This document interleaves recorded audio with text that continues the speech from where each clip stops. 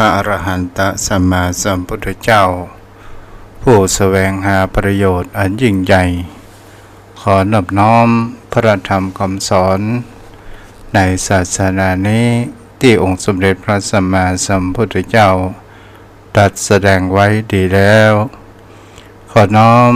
ระลึกถึงอย่างพระสงฆ์สาวกหมู่ใหญ่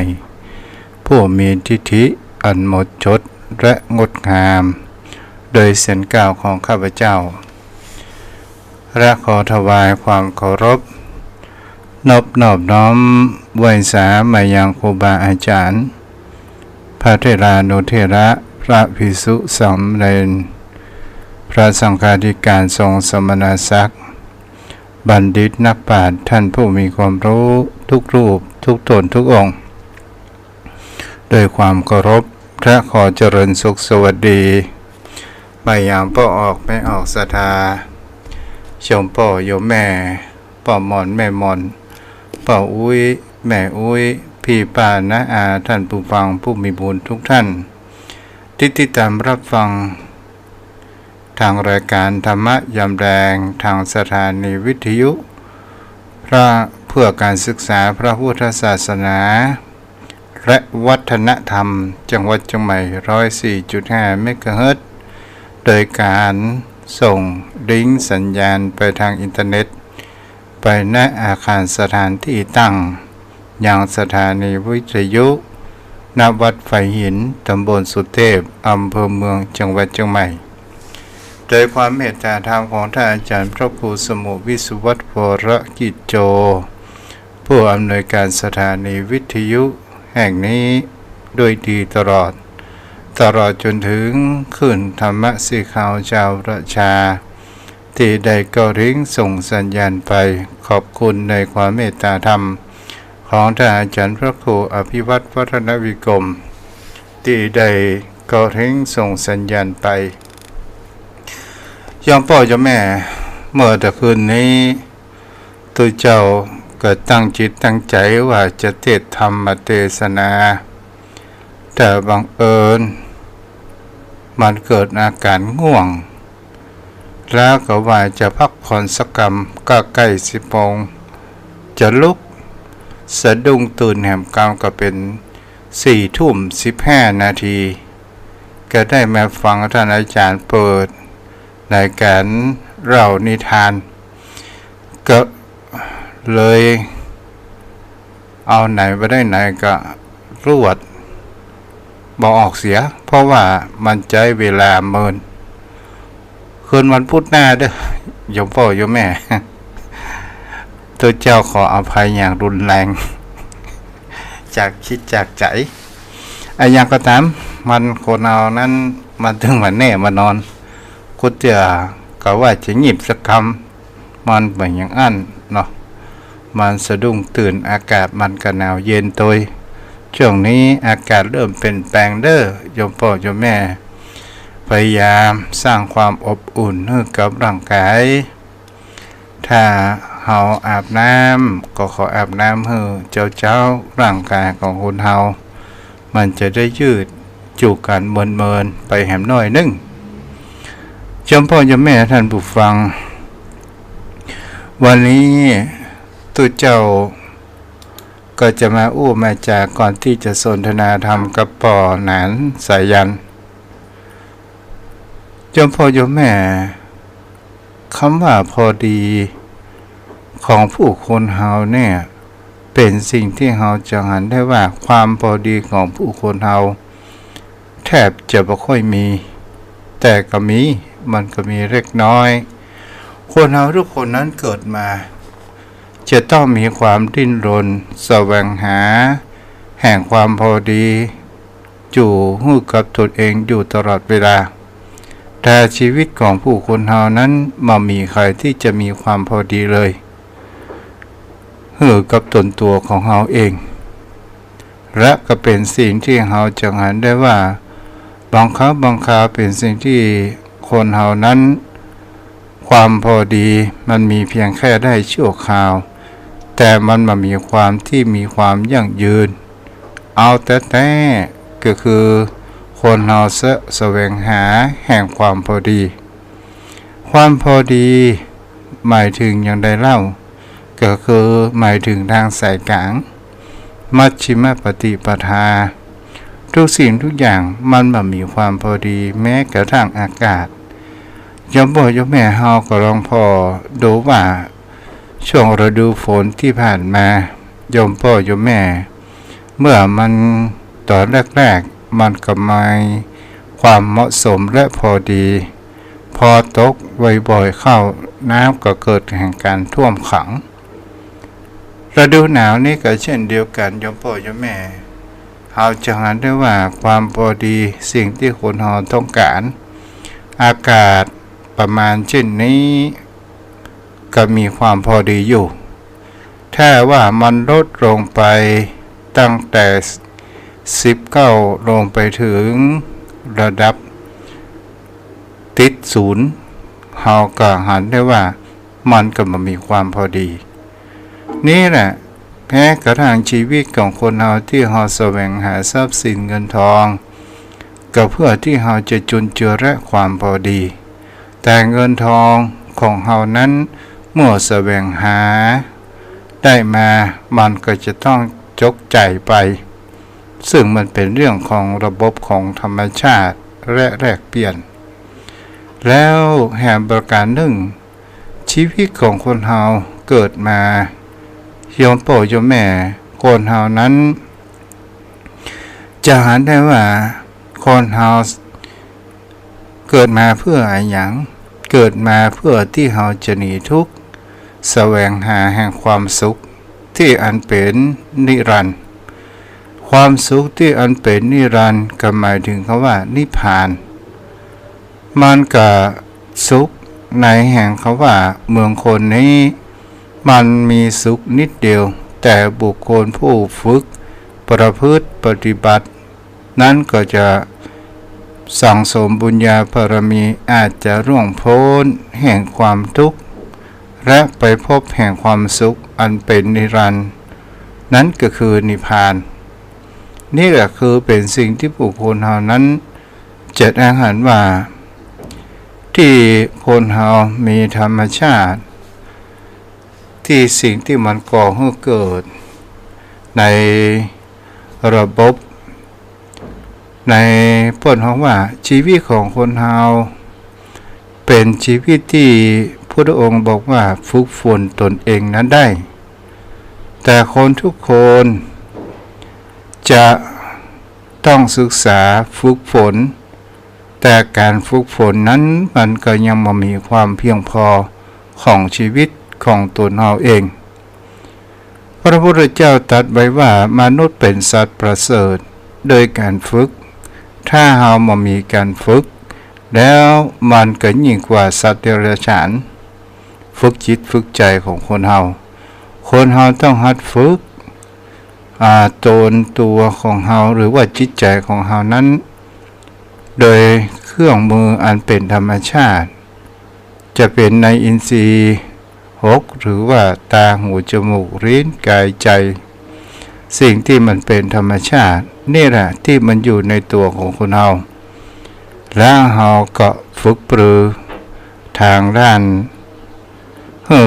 จิตใจของเรานั้นให้ได้รู้จักแก้ไขและปัญหาและก็จะมามีความทุกข์มากถ้าก็จะพบความสุขถึงเกิดขึ้นเล็กน้อยแต่เราก็ยังรู้ตันยังกระแสโลกแห่งความเปลี่ยนแปลงไปอาระโยมพ่อโยมแม่ก็จะสนทนาธรรมกับป้อนนั้นสายยันเจอกันเด้อป้อนนั้นเด้อ ป้อนนั้นเตรียมรับสายเนาะการที่คนเรานั้นจะเห็นได้ว่าสิ่งที่เป็นความสุดตรง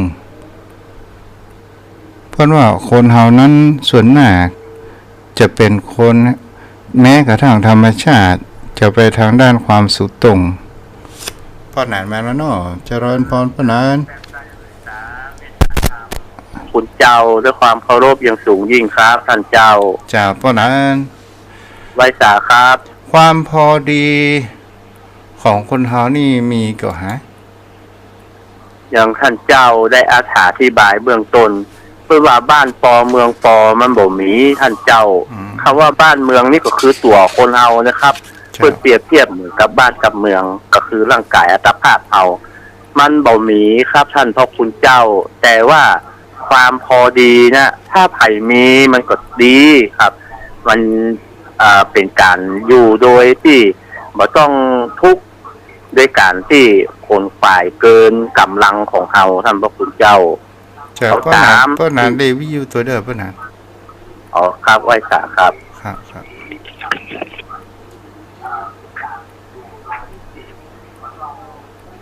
เนาะมันสะท้อนกันได้เพื่อนนั้นโอ้ถึงว่าความพอดีก็คือความสุขที่มันในที่นี้จะในเรื่องแห่งความที่มันเป็นรูปธรรมที่มันเป็นวัตถุที่มันเป็นภายนอกที่เราหันแล้วและเรามีความสุขทางด้านจิตใจอันนี้ก็คือความพอดีทางด้านภายนอกการดำรงชีวิตของผู้คนเรามันมีอยู่5ประการโดยความคิดของผู้นานความพอดีด้านในพ่องที่เรามีแล้วพอจะมีความสุขคือกับจิตใจของเฮาและในความเป็นอยู่ของเฮาแบบให้เฮามีชีวิตตลอดรอดฟังอย่างนี้เป็นต้นเนาะครับไว้สาครับท่านเจ้าคือการดำเนินชีวิตของคนเฮาถ้าดำเนินชีวิตตามสายกลางมัชฌิมปฏิปทา มันก็จะเป็นสิ่งที่ทำให้เฮาบ่ต้องได้ทุกข์กังวลใจคืนยินดีในสิ่งที่เฮามีได้พอใจในสิ่งที่เฮามีอยู่ตามสติกำลังของเฮาเพราะการดำรงชีวิตของคนเฮานี้เนื่องด้วยปัจจัย4ก็คือมีต้องมีอาหารที่เป็นครับยารักษาโรคที่อยู่อาศัยและเครื่องนุ่งห่มนี่เป็นปัจจัย4นอกนั้นมันเป็นส่วนเกินครับมันเป็นเครื่องอำนวยความสะดวกถ้าเฮามีปัจจัย4นี้แล้วก็ถือว่าชีวิตเฮาก็ดำเนินอยู่ได้มันบักเกินความสามารถของคนเฮาแต่ว่าที่เฮาขนขวายทุกวันนี้ด้วยความที่ว่าเฮามีความทะเยอทะยานไปนักกว่าความจำเป็นครับท่านพระคุณเจ้าบางทีเฮาอยู่ได้แต่ว่าเฮาขนขวายมันมากเกินไปครับมีนักแต่ว่าเกินความจำเป็นสมมติว่าเฮามีเงินอยู่ล้านเนี่ยครับเฮาแบบมันมีความพอดีเฮาก็เซาะมันมาขนขวายมันมาทั้งที่เงินล้านเนี่ยมันก็เกินความจำเป็นของเฮาละเฮากินถึงวันนี้ก็เพียง3 มื้อ 3 คาบที่ดำรงชีวิตอยู่ได้แต่ว่าเฮามีความต้องการคือตัณหาของเฮามีมากกว่านั้นครับเฮาอิ่มแล้วคือกินอิ่มอยู่อุ่นนอนสุขอย่างแล้วแต่ว่าตัณหาความทะเยอทะยานของเฮานะคงขวายนักกว่านั้นครับท่านพระคุณเจ้าแต่ถ้าสิ่งที่เฮาต้องการให้เกิดทางด้านจิตใจความพอดีที่ครูบาอาจารย์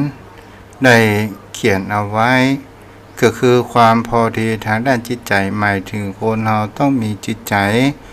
อบอ้อมอารีเอื้อเฟื้ออารุ่มอร่อยซื่อสัตย์มีเมตตาต่อผู้อื่นอันนี้เป็นคำที่ครูบาอาจารย์ได้นำมาว่าความพอดีทางด้านจิตใจถ้าบุคคลเรามีจิตใจที่มีความอบอ้อมอารีเอื้อเฟื้อเมตตามีความอารุ่มอร่อยและมีความซื่อสัตย์มีความมักเอื้ออาทรซึ่งกันและกันตัวนี้มันก่อให้เกิดความสุขใจนะพ่อหนาเนาะ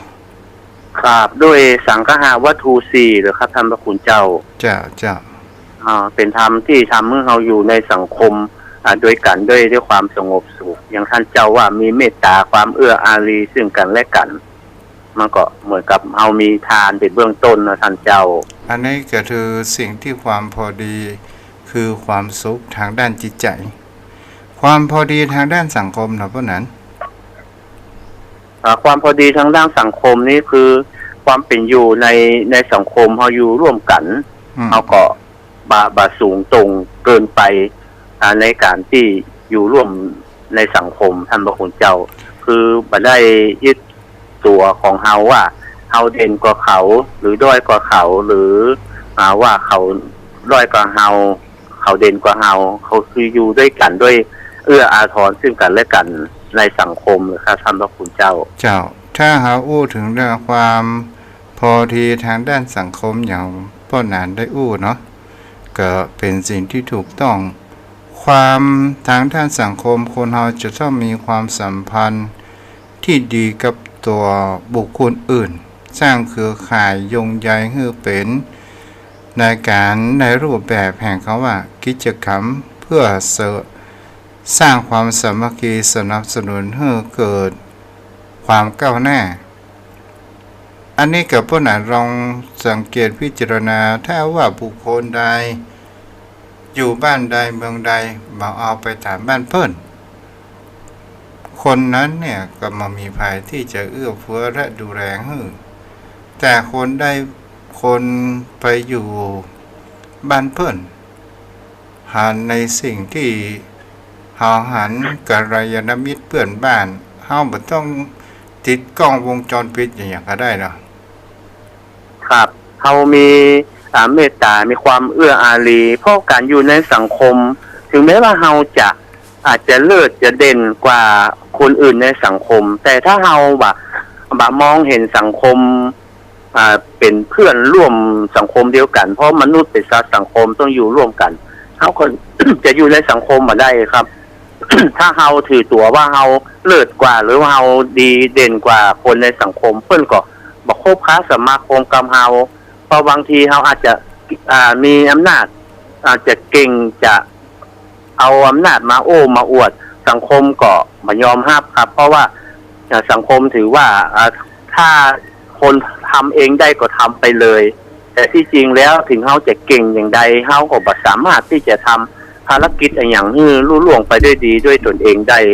เพราะว่างานบางอย่างนะมันต้องใช้ความพลังของสังคม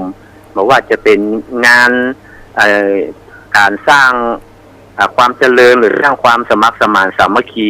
ก็ต้องอาศัยซึ่งกันและกันครับคนรวยก็ปึ้งคนตุกก็ปึ้งคนรวยแต่ว่าถ้าเฮาถือว่าเฮาทำได้ทุกสิ่งทุกอย่างนะคนอื่นเพิ่นก็มองข้ามแล้วว่าถ้าทำได้ก็ทำคนเดียวโดยบ่เข้าในสังคมอย่างที่ท่านเจ้าว่าเข้าเมืองตาลิวตรงลิวตาตามถ้าเอาอย่างตัวเองทุกอย่างก็คืออยู่คนเดียวครับแต่ในที่สุดแล้วมนุษย์คนเฮาจะอยู่คนเดียวเป็นไปบ่ได้ท่านพระครูเจ้าเพราะว่าเป็นสัตว์สังคมช่วยเหลือซึ่งกันและกันครับเจ้าแต่คนเฮาบางครั้งบางคราวมันจั่งหลงตัวเองว่าตัวเองนั้นเป็นคนฉลาดด็อกเตอร์ที่บ่ฉลาดแท้ที่จริงมีก็เพราะนั้นมีครับท่านพระคุณเจ้าที่ถือตนถือตัวเพราะทุกคนในโลกนี้นะครับบัจเจสัพพัญญูครับจะรู้ทุกสิ่งทุกอย่างเปลี่ยนไปไม่ได้ครับคือมันสันทัดเฉพาะกรณีต้องอ่านครับคนเฮาบางคนเก่งในด้านนี้แต่บ่เก่งในด้านนี้อย่างเพิ่นมีนิทานเปรียบเทียบครับท่านเจ้าผมได้เคยสดับรับฟังมาว่ามีด็อกเตอร์อยู่คนหนึ่งเพิ่นจบเมืองนอกมามีความรู้เป็นด็อกเตอร์แต่ว่าการจะเข้ามาสู่บ้านเดิมของตัวเองเนี่ยจะต้องเดินทางโดยผ่านน้ำจะต้องข้ามเรือมาทีนี้ก็ไปจ้างเรือจ้างแล้วข้ามฟากเข้ามาแล้วก็นึกกลางตัวขึ้นมาว่าเนี่ยคุณลุงตายเหือเนี่ยมาเมินแล้วยังมาเมินแล้วคุณลุงยังพัฒนายังใช้ความรู้ความสามารถพัฒนาตัวเองให้มันรุ่งเรืองไปมากกว่านี้ผมเนี่ยเป็นด็อกเตอร์นะผมจบจากเมืองนอกมามีปริญญามีความรู้ทุกอย่างเนี่ยผมรู้หมดพอดีก็คุณลุงแล้วก็บอกว่าคุณลุงก็มีวิชาการชำนาญในด้านการพายเรือฮู้เรื่องน้ำเรื่องอย่างเนี่ยแต่ด้านอื่นนี่เพิ่นคุณลุงก็บอกฮู้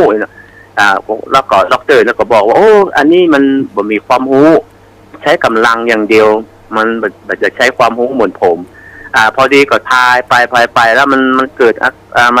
อัศจรรย์หรือว่าวิกฤตอย่างขึ้นคือเรือมันจะล่มน้ำเรือมันจะล่มแล้วลมมา คนพายเรือพวกก็บอกว่าโอ้ขณะนี้นะครับอันท่านด็อกเตอร์ว่ายน้ำอย่างเป็นก็ว่ายน้ำนี่บ่เป็นเนี่ยโอ้เพราะว่าพายุกำลังมาแล้วก็เรือมันจะล่มไปเดียวนี้ก็ขอให้เอาตัวรอดเนื่อเนี่ยเพราะว่าการ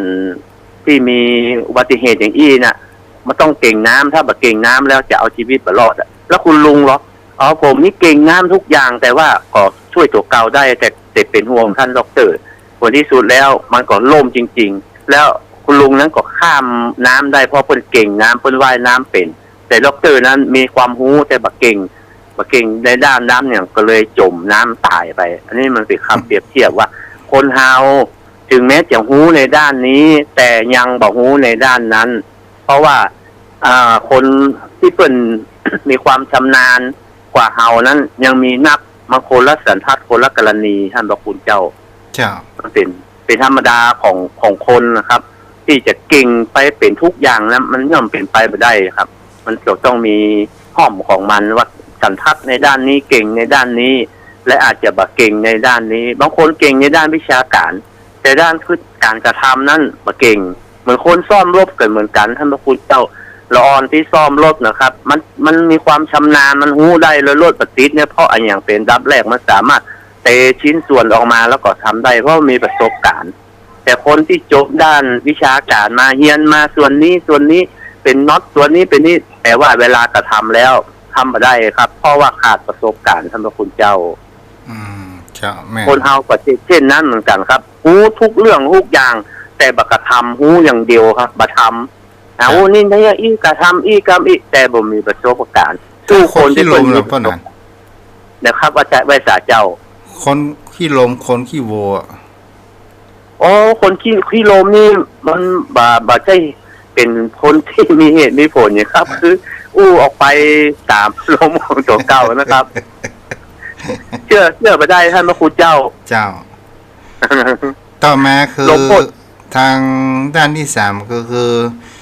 ทางด้านความพอดีทางด้านเศรษฐกิจเนาะเพราะนั้นมีความคิดเห็นอย่างใดพ้องทางด้านเศรษฐกิจก็คือการใช้จ่ายการใช้จ่ายท่านพระคุณเจ้าก็คือใช้ถ้าถึงทัศนคติของผมที่ในการดำเนินชีวิตแบบง่ายๆคือก็ใช้ให้มันพอกับฐานะอัตภาพของเราท่านพระคุณเจ้าด้านเศรษฐกิจคือเรามีเงินสมมติเราได้เอาเทียบง่ายๆเราได้วันละ100ท่านพระคุณเจ้าเราก็ซื้อข้าวมากินซื้อจีนมาซื้อผักมาทำกับข้าวอาจจะแบ่งไป2คาบก็ได้แล้วเหลือนั้นเราก็เก็บไว้ใจครับแต่ว่าเรามีนักเหลือนั้นเราได้วันปันแต่เราก็ซื้ออย่างอื่นมาเพิ่มมาเติมแหมที่สุดแล้วมันก็คืออิ่มเหมือนกันเพราะนั้นว่าอยู่คนเดียวกับอยู่หลายคนนี่อันใดจงหวนฮะในลักษณะนี้มันต้องอยู่และความเป็นอยู่ถ้ามันต้องอยู่ที่ใจเลยนะครับท่านเจ้าแต่ถ้าอยู่กับส่วนใหญ่สู่กับสังคมแล้วจิตใจว่าวุ่นก็อยู่ด้วยความแบบเป็นสุขแต่ว่าถ้าอยู่คนเดียวมีจิตใจสงบมีจิตใจมีสมาธิก็อยู่ได้แต่ว่าถ้าอยู่หลายคนคือมันมีที่พึ่งพาอาศัยครับเราสามารถพึ่งพาอาศัยได้ท่านมันเพราะว่าเวลาเราสามารถในทำกิจอันนั้นได้มันก็สามารถขอช่วยเหลือจากคนรอบข้างได้ท่านพระคุณเจ้าความพอดีเพื่อนร้องว่าความพอดีการใช้ใจแบบสรุ่ยสลายต่างๆนานานี่ก็มีในจิตใจของไผหรือว่าที่เฮาหันตังภายนอกกายของเฮาถ้าทำได้ก็คือความสุขเหมือนกันแต่สิ่งที่คนน่ากลัวเฮาเป็นเจ้าบ้านเจ้าจองเนี่ยเพราะนั้นสิ่งที่น่ากลัวอย่างคือความอยากจนนะท่านพระคุณเจ้าความบ่พอดีไม่ใช่อยากจนอยากนะครับอยากจนไม่ใช่อยากจนเพราะอยากจนนี้ก็คืออัตคัดขัดสนบ่มีอย่างซักอย่างเงินทองบ่ติดเนื้อติดตัวแต่มันก็แก้ได้ด้วยความมานะพยายามความเพียรแก้ได้ แต่ถ้าคนอยากจนนี่ครับ มีเท่าใดมันก็บ่พอครับ เพราะมันถือว่ามันจนและแถมยังจนเพราะเอาเปรียบเทียบกับคนอื่น เอาคนอื่นมาเปรียบเทียบ จ้ะ โอ้นี่เปิ้นมีเงินนักเนาะเปิ้นมีเงินไป10 ล้าน20 ล้านมีก็ของเปิ้นไว้สาเจ้า อันนี้ตู้เจ้าบ่ได้อู้ไปถึงขยายไปกว้างหน่อยตู้เจ้า ไว้ ว่า จ้ะครับ ในการดำรงชีวิตของคนเฮาเนี่ย ที่เฮาบ่มีเงินมีทองพอใช้พอจ่ายกันเนี่ยเฮากลัวที่สุดเฮากลัวภาษีสังคมเนาะสมาชิกเป็นต้นนะครับ อันนี้ท่านเจ้ายังพอได้ยังท่านเจ้าก็ถูกครับ แต่ว่ามันยังพอประทังโดยใจปัญญาพิจารณาได้ เพราะว่าภาษีสังคมนี่มันแบบมันบ่ได้บังคับเหมือนการใช้จ่ายอย่างอื่นในการดำเนินชีวิตมันบ่ได้บังคับและบ่ได้เป็นจำเป็นคือเราเอาตามกำลังก็อยู่ได้ท่านพระคุณเจ้า ถ้ามันบ่มีเหลือแหงเนี่ยมันก็บ่ต้องละอายมันก็อู้ได้มันว่าโอ้ช่วงนี้ขัดสนอันมีอะไรหยังจะไปช่วยจะเอากายไปหอม อาจจะเอาจิตเอาใจไปช่วยน้อยมันก็ยังงดงามอยู่ท่านพระคุณเจ้ายังถ้าเฮาบอกว่าหอมน้อยก็นายความหอมหลายก็เสี่ยง และใจเฮาว้าบุญมันก็บ่ได้บุญได้กุศลอย่างสักอย่างแทนที่มันจะได้บุญได้กุศลครับว่าเกิดความว้าวุ่นขุ่นมัวในจิตในใจของเฮาอ่ะอย่างช่วงนี้กฐินมันมีนักอ่ะเฮาสมมุติว่าเพิ่นมา10 วัดอ่ะแทนที่เฮาหอมจะหอมวัดละ100เฮาก็หอมวัดละ20ก็ได้บ่เป็นหยังการทำบุญท่านพระคุณเจ้ามันได้หมดมีงานศพงานสร้างว่าเฮาบ่หอมเปิ้นนักแต่เฮาไปช่วยเปิ้นน่ะรายวันเฮาต้อง300 กว่าบาทเฮาไปช่วยเปิ้นอยู่วันมันนักกว่าที่เฮาหอมจำท่านเจ้าแต่โคตรเฮามันไม่อย่างอ่านนะครับเพราะนั้นใช่ครับคนเฮามันบ่คิดอย่างอ่านท่านพระคุณเจ้าคนเจ้าของตายต้องปังกันเดียวถามล่ะเข้าสมาชิกคิดที่อ่ะ โอ้ท่านเจ้าว่าเข้าทกสเนี่ยลาบอ่ะ ท่านเจ้ามันสังคมของเจ้าบ้านมันก็เป็นไปอย่างอ่านแต่นะท่านเจ้า โดยที่บอกงูกระเป๋าของเจ้าภาพอ่ะ ซื้อสั่งมาเซาะมาแต่ว่ามันก็นักกับเจ้าภาพไม่รูนนะครับเพราะว่าต้องรับผิดชอบผู้อย่างนะเอาหมอกพอดีพองามก็เอาอย่างท่านเจ้านะหมอกพอเพียงมัชฌิมปฏิปทานะท่านเจ้าอันยังมันเกินความพอดีมันจึงบ่ดีครับเพราะว่ามันเกินความพอดีอู้ไปแล้วเนี่ยเฮาบ่ต้องไปสนใจกำเหนือกำใต้ที่เขาจะเล่าขวัญเขาต้องเล่าเนาะอันนี้มันเป็นเรื่องปกติธรรมดาเล่าควรน่ะจะดีมันก็เล่าจะบัดดีมันก็เล่าถ้าคนเฮามันถูกชะตามันโล่งกันนะเนี่ยอย่างใดบัดดีมันก็ยังชมเชยว่าดีแต่ว่าถ้าเฮาบ่ถูกชะตาบ่โล่งกันแล้วนะจะทำดีที่สุดมันก็ว่าบ่ดีไปเอาอย่างนักหนากับปากของมนุษย์ท่านเจ้าคือมันมาตามลมเรียมก็หายไปนะครับเจ้ามันบ่ได้ติดเนื้อติดตัวเฮามันว่าเฮาก็เดียวก็หายไปเหียเฮาบ่ฟังมันก็แล้วไปเหียท่านเจ้าถ้าคนเฮาคิดได้ประการเช่นนี้ก็เป็นสิ่งที่ดีนะพวกนั้นนะเหมือนครับก็คิดว่ามันเหมือนกับหมาหนาวหลายน้ำแล้วเนาะเป็นอย่างอันแต่ท่านเจ้าก็คิดว่าโอ้ที่จริงมันก็มีเมินนะมันไม่ใช่ว่ามีในยุคเฮามันมีตั้งแต่สมัยพุทธกาลพุทธเจ้าก็ยังถูกนินทาโอ้มันมาแต่เดิมเพิ่นถึงว่าโลกธรรมเหมือนท่านเจ้าว่านะไผบ่สามารถที่จะหลีกโลกธรรมได้แต่เฮาสามารถหลีกได้โดยที่เฮาคือมันผ่านไปตามธรรมชาติคือมันเป็นเช่นนั้นของมันเองมันมันมาก็ผ่านไปเหียเฮาบ่ต้องเอาใจไปใส่มันละบางทีมันว่าเฮามันแล้วท่านเจ้าแต่เฮายังบ่แล้วเฮายังคิดในใจอยู่แต่ทางที่มันว่าเฮามันบ่คิดแล้วมันหายไปแล้วแต่เฮาเนี่ยยังมาคิดอยู่อ่ะมันยังมาขำอกขำใจมันยังเจ็บยังแสบแล้วไผทำให้เจ็บแสบตัวของเฮาเนี่ยมันคิดนี่อย่างก็หายไปเหียก็แล้วไปท่านเจ้าจะเนี่ยเนาะเพราะนั้นต่อมาก็คือความพอดีกันด้านใจของทรัพยากรหมายถึงคำว่ารู้จักประโยชน์จากทรัพยากรธรรมชาติเพราะนั้นว่าทรัพยากรธรรมชาตินี่เป็นสิ่งที่สำคัญมากที่สุดครับ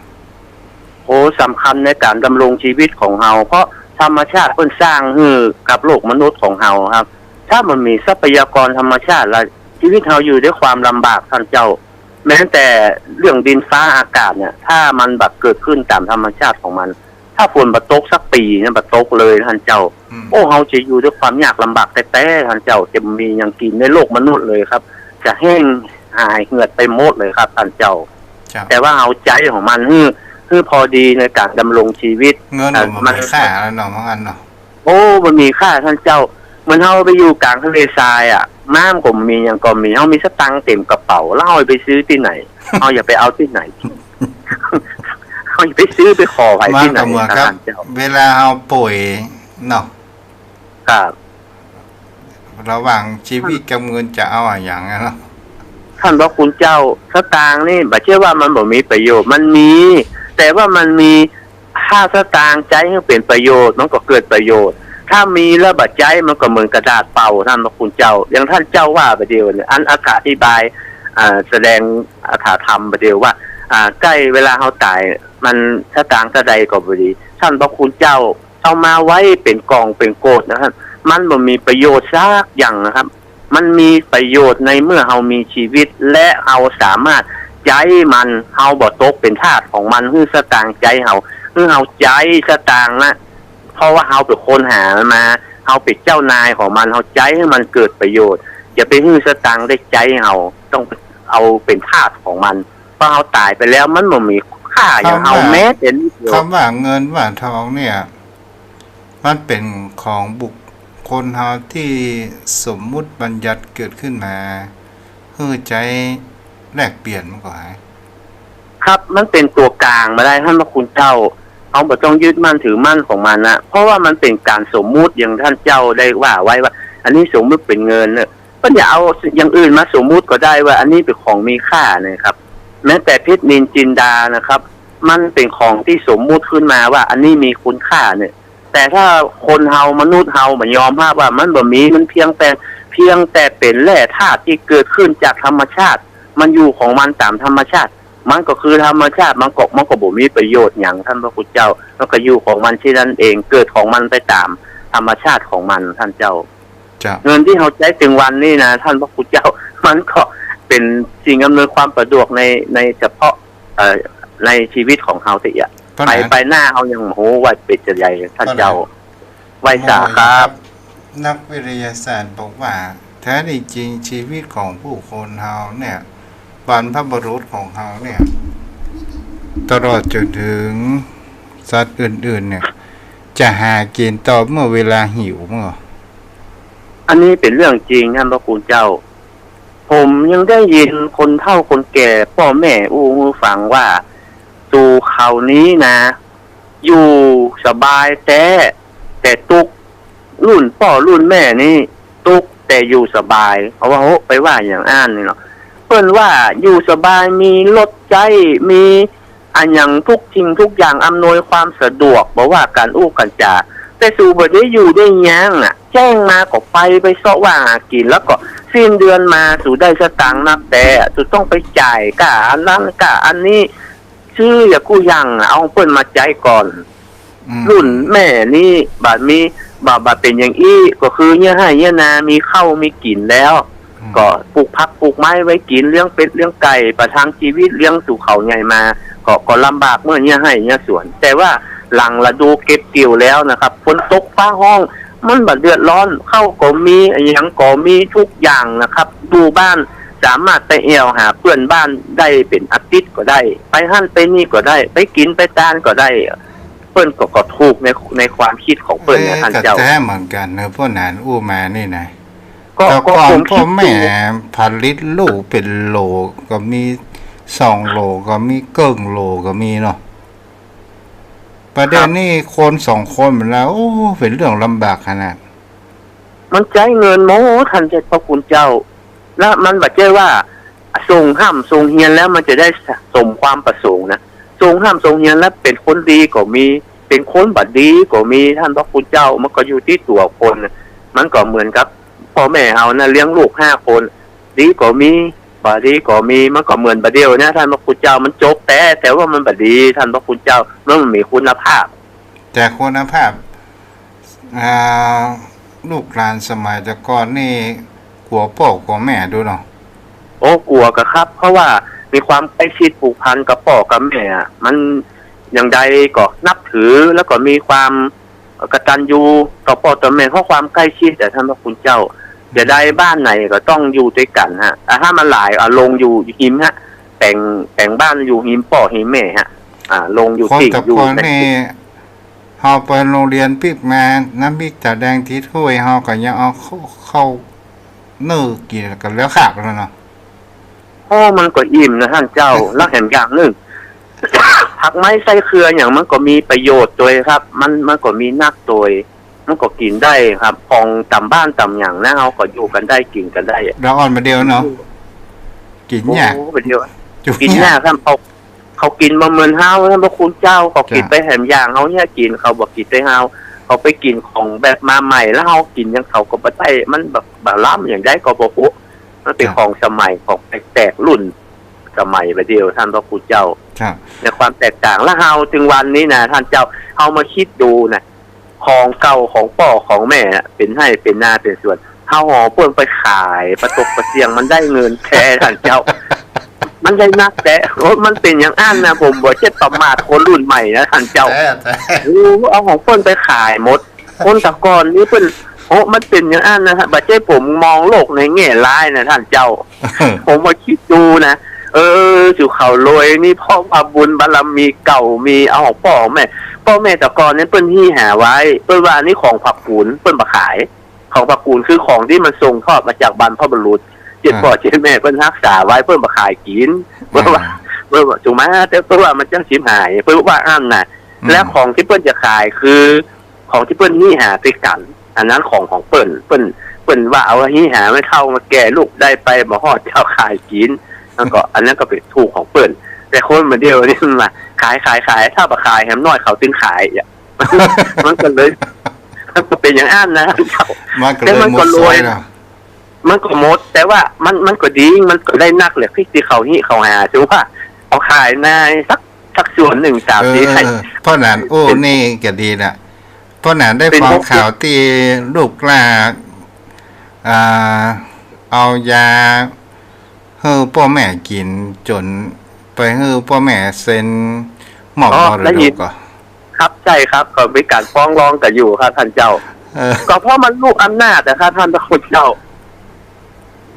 มันลูกอำนาจแห่งความอยากมาบรรนึกถึงบุญถึงคุณของพ่อแม่โดยเห็นแต่ว่าอย่าเอาทรัพย์สินเงินทองครับมันเป็นสิ่งที่เป็นน่ากระทำท่านเจ้าการกระทำคนอื่นนี่ผมยังบาดสลดใจนะท่านเจ้า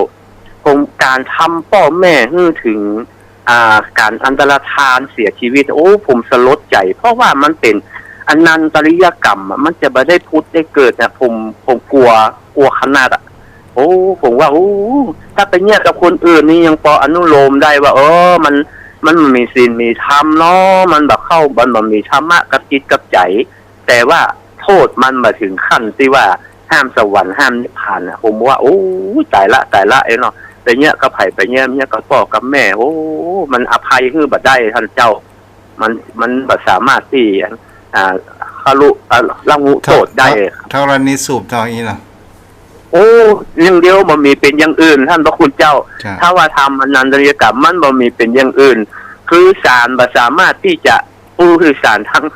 ทางธรรมนะบัดสามารถที่จะยดหย่อนว่าทำไปด้วยความโง่ได้ครับมันคือตกนรกก็คือตกแต่ว่าศาลในโลกนี้มันยังอาจจะนุโลมประหารชีวิตคือลดหย่อนโทษเป็นตลอดชีวิตตลอดชีวิตไปทำความดีกับโปรขออกมาอันนี้เขาพูดถึงทางโลกนะแต่ทางธรรมแล้วตกสถานเดียวไม่ได้เกิดสถานเดียวเพราะว่ามันต้องเป็นเช่นนั้นท่านพระคุณเจ้าบ่มีเป็นอย่างอื่นนะผมสลดใจตอนเนี้ยครับจ้าต่อมาก็คือความพอดีทางด้านเทคโนโลยีในการปรับตัวในโลกปัจจุบันเราจะเห็นได้ว่าการที่สอดคล้องอย่างเช่นผู้คนเฮาเนี่ยเฮาจะเห็นได้ว่าโรคสังคม แห่งการอยู่ด้วยกันประเดี๋ยวนี้มันเป็นสังคมแห่งเขาว่าอยู่ที่ไหนก็อู้กันได้สังคมออนไลน์ ถ้าเฮาดูลงไปมันก็มีภัยอันตรายเช่นเดียวกันอย่างกับเช่นบุคคลที่สูญเสียหมู่แก๊งมิจฉาชีพแก๊งคอลเซ็นเตอร์นี่น่ะมันก็มีทั้งคุณและโทษฉะนั้นเนี่ยเราก็ระมัดระวังในเรื่องสิ่งเหล่านี้เด้อโยมพ่อโยมแม่แล้วสังคมปัจจุบันมันเป็นสังคมที่มีแห่งคำว่าก้มหน้าแม้กระทั่งอยู่บ้านเดียวกันอยู่คนละมุมก็ยังอู้ตังลายใส่กันอย่างนี้เป็นต้นและก็บ่ได้สนทนาธรรมบ่ได้สนทนาบ่ได้อู้บ่ได้จ๋าตลอดจนถึงบางครั้งบางคราวจะเห็นได้ว่าวิวัฒนาการมันเปลี่ยนไปสมัยป้อนหนานี่เพิ่นตามแค่ตามกลมไปแอวหากันใช่การหันคุณตางนี่เป็นตางดินแดงท่านพระคุณเจ้ารถในนาท่านเจ้าข้ามแม่น้ำเนาะครับผมให้นานี่เป็นที่เป็นคล้ายๆว่าเป็นอู้เข้าอู้น้ำโดยแล้วก็เรื่องปูเรื่องป่านะครับคือคนที่อื่นก็สามารถหาได้ในนาของเฮาเพื่อนเพื่อแพร่กันเพราะมันมีนักเกินธรรมชาติเพื่อนเอื้อกับมนุษย์ท่านเจ้าจ้าแล้วก็มันก็เริ่มมาหาตั้งแต่ไฟฟ้ามานี่เนาะครับถ้าไฟฟ้าความเจริญนะท่านเจ้าผมมันนึกดูมันเข้ามากับความเสื่อมมันมาพร้อมๆกันเหมือนท่านเจ้าว่านะมันมีทั้งความเจริญและความเสื่อมมาด้วยกันเอาก็สามารถแยกแยะได้ทุกอย่างมันจะดีเสมอกันไปทั้งสองอย่างนี่ก็เป็นไปบ่ได้นะเฮาก็ต้องมาดูสังเกตเพราะนั้นหลวงพ่อที่ธุรกันดารเนี่ยการพัฒนาทางด้านจิตใจจะสูงกว่าที่ถ้ามีการพัฒนาทางด้านวัตถุเนาะเพราะนั้นเราสังเกตพอครับประเด็นนี้วัตถุเจริญเหล็กจิตใจผมคิดเป็นเช่นนั้นน่ะเพราะผมมาเปรียบเทียบดูอย่างคนไปวัดไปวาไปฟังน้ำฟังธรรมไปนอนวัดนอนวาโอ้มันเทียบกับจำนวน40-50 ปีแต่ก่อนมันบ่ได้แต่ก่อนนี้คนนักวันนั้นเจ้าคณะจังหวัดมาเปิดสนามสอบทำสนามหลวงเปิ้นได้อู้ว่าบ่าน้ำจะจมบ่หินจะฟูก็หมายถึงเขาว่ามีสิ่งที่มันมีแต่ความตรงข้ามกันต่อไปนี่พี่น้องชาวดอยภูเขาก็จะเป็นผู้นำทางด้านศาสนาจิตวิญญาณเพราะว่าคนทั้งรูปมันมีบวชเป็นเรื่องจริงครับท่านเจ้าพอที่โรงเรียนแต่ละโรงเรียนวรยติธรรมไปดึงลูกเจ้าดอยลงมาศึกษาธรรมส่วนเราอ่อนบ้านเราบวชมันก็จะหายไปแล้วก็ทีนี้เราก็เรามาสังเกตโรงเรียนประชาบาลถ้าว่าแจ้คนทุกข์แต่เขาก็ไปเรียนในเวียงแต่คนส่วนใหญ่นั้นเป็นลูกพี่น้องไทยใหญ่คนดอยที่ลงมาเรียนหนังสือเนาะครับเป็นจริงครับท่านเจ้าเหมือนกับวัดบ้านผมนะถ้ามันมีลูกหลานของชนเผ่านะครับลูกหลานเจ้าบ้านนี่บ่มีเลยครับบ่มีเลยและเห็นอย่างหนึ่งประเดียวลูกหลานเจ้าบ้านเพิ่นเอาน้อยเอา2 คนไม่ยิงคนปัจจัยคนหรือว่าถ้ามีปัจจัย2ก็พอละมีไม่ยิง2ก็พอละเพิ่นบ่เพิ่มบ่เติมนั่นก็ทีนี้มันก็บ่เพื่อบ่เหลือมากับวัดกะวาละแต่ก่อนเพิ่นมีเป็น4เป็น5แล้วก็มันได้เผื่อได้เหลือมาแต่วัดจังหวาสืบทอดอายุศาสนาก็คือสืบทอดในชุมชนของตัวเองนะครับแต่สมัยประเดี๋ยวมันมีก็ต้องไปสาเจ้าพ่อนานจำได้ก่อนที่พระองค์บอกว่าคนที่มีโอกาสจะได้เกิดมาเป็นมนุษย์มีน้อยเหมือนดังเขาโคครับเอาพอประเดี๋ยวเนี่ยคนเอาคน2 คนให้ที่ก็มาเอาเสียเลยแน่จะมาเกิดแต่กินยาคุมเสียอีกครับความคิดของคนประเดี๋ยวมันเป็นอันท่านเจ้าคือก็เอาเพศเดียวกันเนี้ยเนาะก็มาเห็นในยุคนี้ท่านเจ้าว่ามันเปลี่ยนแปลงทั้งวัฒนธรรมสังคมประเพณีมันเลยทำให้ความเป็นอยู่ของเรา สังคมของเราเปลี่ยนแปลงไปหมดท่านพระคุณเจ้าก ึ่งพุทธการกึ่งพัทรกับได้เนาะ ครับมันทุกอย่างมันเห็นในยุคเขานี่นักอย่างที่เปิ้นคำทำนายไว้นะครับเขาอาจจะว่าเปิ้นทำนายแบบใดแต่ที่จริงเปิ้นฮู้อาจจะฮู้ได้ยานวิธีของเปิ้นน่ะมันเป็นไปตามนั้นนะท่านเจ้าผมมาตองดูว่าโอ้เปิ้นก็อู้ถูกนะถึงแม้ว่าเหตุการณ์ที่มันบักเกิดล่วงหน้าแต่เปิ้นพยากรณ์ไว้เนี่ยมันเป็นจริงเป็นอย่างอันทุกอย่างท่านเจ้ามันตรงหมดท่านเจ้าตรงทุกอย่างเลยมันแบบจะมีความเปลี่ยนแปลงไปตามอย่างใดก็ตามแต่ในยุคของเฮาท่านเจ้าบางทีเฮายังยอมรับบ่ได้โอ้รับบ่ได้มันเปลี่ยนแปลงโวยแล้วไปเฮาบ่ตันมันน่ะครับความเจริญของโลกมันมาโวยแล้วก็ทำให้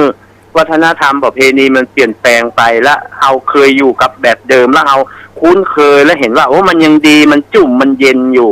มันยังน่าจะอนุรักษ์ต่อเฮาไหว้เจ้าอังคาดราธนาอังคาดนี่แปลว่าอะไรอ่ะอังคาดนี่มันเป็นคำเมืองครับแปลว่าดูแล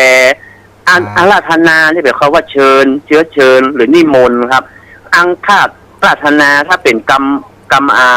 เวนซานของอังกาดแต่ว่ามันมาถ้าอ่านเป็นภาษาไทยเขาว่าอังคาดแปลว่าดูแลบ้านผมใจอยู่ครับว่า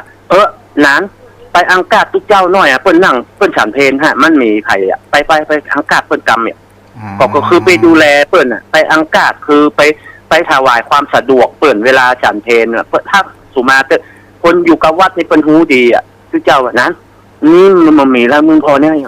อันนี้เป็นกรรมบักเก่าเลยเนาะกรรมบักเก่าแต่ในคองบักเก่ากรรมอู้บักเก่าจะอยู่ในหมวดหนังสือเวนตาลและก็ในธรรมเมืองครับจะเป็นคำภาษาเอาฟังคำเมืองท่านคุณเจ้ามันไม่ใช่ว่ามันมีประโยชน์มันมีประโยชน์คือทรัพย์โบราณที่มันมีคุณค่านะมันอยู่ในตัวของมันท่านนะครับ แล้วเราบางทีเราเข้าใจเขาต้องทำความเข้าใจกับมันอย่างขีญากล่าวแก่อย่างพระธรรมเทศขีญาก็คือสวัสดีนี่ก็คือสวัสดีแล้วแต่เขาอ่านเป็นกำเมืองครับเปียกเคนาเคมันใจไม่เกี่ยท่านพระคุณเจ้ามันเลยว่าเปียยังอ่านพยัคโคพยัคคาเนี่ยต้องอ่านแบบเปียโคเปียขาในตัวเมืองมันเขียนเป็นอ่านถ้าไปอ่านเป็นพยัคโคพยัคคากระดิกุเจ้าสุมาแต่จะบอกวัดหัวอันนี้มันไม่เกี่ยต้องอ่านเป็นเปียจะอ่านเป็นพยัคมาได้ภาษาไทยที่อ่านเป็นพยัคได้ครับพยัคเกี่ยอันนั้นเกี่ยครับผมขอบคุณด้วยขนาดนี้ครับกับแทบใต้ไว้สารและเมตตาธรรมท่านเจ้าเพื่อความเคารพอย่างสูงยิ่งครับขอความสุขความเจริญมีแด่ญาติธรรมที่เคารพนับถือทุกท่านครับเจ้าจะสรุปแห่งกรรมเด้อยมพ่อยมแม่ท่านผู้ฟังก็คือในที่อู้มาก็คือเรื่องแห่งความพอดีถ้าคนเรารู้จักพอดีทางอยากจะมีความสุขทางด้านจิตใจโปรดมีความเอื้อเฟื้อดูแลมีความซื่อสัตย์มีความรักซึ่งกันและกันนี้ก็คือทางด้านจิตใจและเราก็มีความสุขความพอดีทางด้านสังคมก็หมายถึงความต้องการในการมีความสัมพันธ์เราจะอยู่คนเดียวบ่ได้ในโลกนี้เราจะต้องมีเหตุว่าความมนุษยสัมพันธ์เราอยู่บ้านใดเราก็เอาตามวัฒนธรรมประเพณีบ้านนั้นและมีความเอื้ออาทรมีน้ำใจซึ่งกันและกันความพอดีทางด้านเศรษฐกิจก็คือหมายถึงเขาว่าเอาใจปราในการปรับตัวพอมีพอกินพออยู่เราจะบัดใจเงินหรือว่าเราบัดใจสิ่งของสรุ่ยสร่ายมันลดละความฟุ่มเฟือยเราก็จะมีความสุขใจมีความพอดีทางด้านพอดีทางด้านทรัพยากรธรรมชาติเรารู้จักประโยชน์ของทรัพยากรธรรมชาติคือหมายถึงสิ่งแวดล้อมที่เราจะเห็นได้ว่าสิ่งแวดล้อมของเราบริบทของเราก็คือต้นไม้ต้นตอกน้ำท่าต่างๆนานาเราควรที่จะรักษาเพราะว่าบนโลกใบนี้ถ้าขาดธรรมชาติแล้ว ขาดอากาศแล้วเราก็บ่สามารถที่จะอยู่ได้ แม้กระทั่งแม่น้ำก็ตามถ้าเราบ่ช่วยกันดูแลและเราเอาสิ่งสกปรกโยนทิ้งลงไปแม่น้ำถามว่าเขาจะตอบโต้กลับหรือไม่มันก็ไม่ได้ตอบโต้กลับมันก็จะทำให้สภาวะน้ำนั้นเป็นเสียและเราก็บ่สามารถที่จะใจได้ความพอดีทางด้านเทคโนโลยีก็คือการที่เราปรับตัวในโลกการปัจจุบันก็คือโลกแห่งเทคโนโลยีนั้นมันอาจจะมาเปลี่ยนระบบแห่งคำว่าวัฒนธรรมและประเพณีของเรานั้นให้เสื่อมถอยลงไปเราก็จะเห็นได้ว่ามีหลายสิ่งหลายอย่างฉะนั้นโยมพ่อโยมแม่ทุกสิ่งทุกอย่างถ้าเราฝึกจิตใจของเราให้เป็นความพอดีให้อยู่ในสายกลางก็ถือว่าเรานั้นรู้ทันรู้แก่ในชีวิตของเราและเราจะอยู่ตลอดรอดฝั่งแต่วิถีชีวิตของคนเรานั้นมันชอบมีความสุดตรงก็คือทางด้านที่เป็นอัตตกิรมัฏฐานุโยคในการทรมานสุดตรงก็คือเรียกว่ามีความตัวตึงเข่งเกินไปอย่างนี้เป็นต้นแต่ถ้าว่าทางด้านหมกมุ่นก็คือมีความหย่อนยานก็คือทางด้านคมสุขวิคานุโยคมันก็เป็นสิ่งสองสิ่งเหล่านี้มันก็จะหันได้ว่าวิถีชีวิตของคนเราก็มีสองประการนี้บางครั้งเพิ่นคำว่าตั้งอยู่ในความหลงแต่ถ้าว่าเราตั้งอยู่ในความพอดี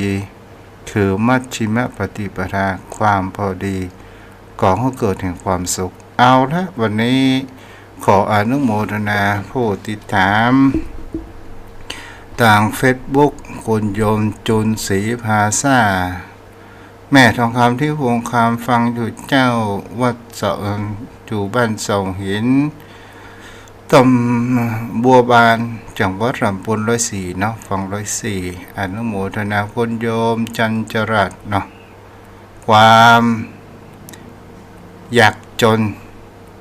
อย่างพ่อหนานถูกต้องว่าถูกต้องหรือพ่อหนานแล้วโอ้บุญโจมเนาะคนที่สวดมนต์หวังจะถูกหวยแต่ความศรัทธาต่อพระพุทธศาสนามีน้อยแท้เหมือนกันนะบางครั้งคนเอาไปหลงนะแล้วก็คุณโยมตวงสอนธีรัตกราบนมัสการคุณโยมนวลสิริอนุโมทนาเด้อเอาละต่างบ้านโทรมาแล้วเจริญพรกราบราชการค่ะท่านจ้าโยมแม่ท่านสมัยก่อนโยมก็เคยไถนาด้วยกันขายควายค่ะเนี่ยแหละโดยตักน้ำด้วยกระแป้งตักน้ำบ่อแล้วก็ตำข้าวด้ว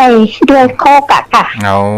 โยมแม่มีพี่น้องเยอะอะค่ะผู้เสียตั้งแต่ได้น้อยมีพี่น้อง8 คนค่ะจะอยู่ครบหน่อยประเด็นนี้อยู่ครบอยู่เนาะเดี๋ยวนี้ไม่ครบแล้วค่ะพี่สาว60จะไม่อยู่แล้วค่ะก็ดูเดี๋ยวนี้เขาสบายเนาะไม่เหมือนสมัยโยมจุนนะท่านทั้งไถนาทั้งเลี้ยงควายทั้งหาบน้ำทั้งตำข้าวทั้งถูกข้าวด้วยมือค่ะไม่มีรถเกี่ยวข้าวเหมือนสมัยนี้ค่ะจ้าอนุโมทนาเราจ้าฟังนะจ้าค่ะจ้าอนุโมทนาครับแม่วลีกสิมพันเดอร์ที่ได้เอาอาหารการกินมาส่งเมื่อต่อมาเนาะได้ทำบุญเจริญพร